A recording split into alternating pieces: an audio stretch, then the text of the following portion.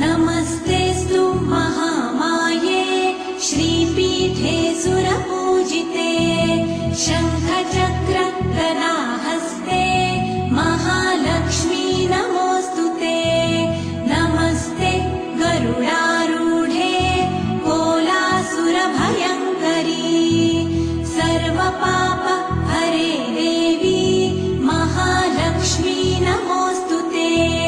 महादेव्यै च विद्महे विष्णुपत्न्यै च धीमहि तन्नो लक्ष्मी प्रचोदयात्।